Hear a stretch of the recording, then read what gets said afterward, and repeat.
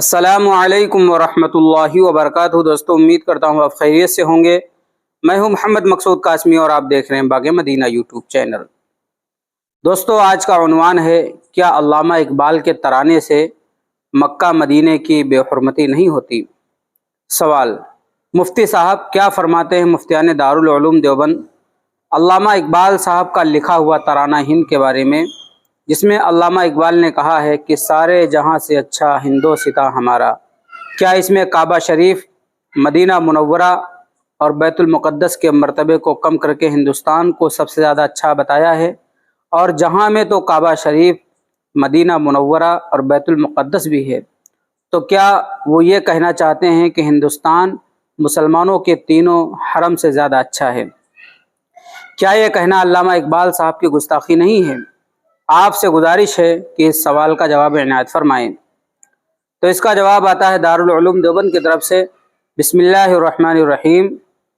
اچھا یا برا ہونا اضافی چیز ہے، اس لیے ممکن ہے کہ قائل کی مراد جمی جہاد سے نہیں بلکہ بعض جہاد سے ہندوستان تمام جگہوں سے پر فوقیت دینا ہو۔ نیز اس ترانے کا مقصد یہ بھی ہو سکتا ہے کہ ہندوستان کی تاریخ میں مبالغہ کیا جائے، نہ کہ تمام مقامات پر اسے فی الواقع فوقیت دی جائے۔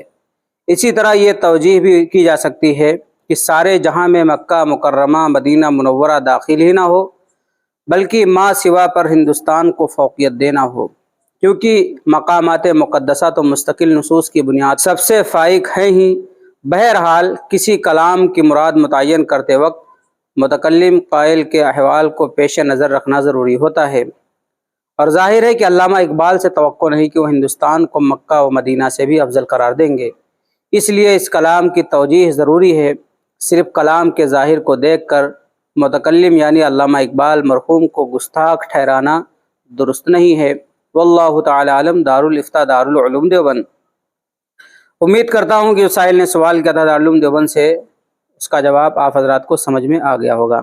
اب آپ حضرات کا اس فتوے کے متعلق کیا کہنا ہے نیچے کمنٹ کیجئے۔ پہلی بار چینل کو دیکھ رہے ہیں سبسکرائب بھی کر سکتے ہیں۔ چلیے دوستو پھر ملتے ہیں انشاءاللہ جلدی کسی نئے ویڈیو میں۔ السلام علیکم ورحمۃ اللہ وبرکاتہ۔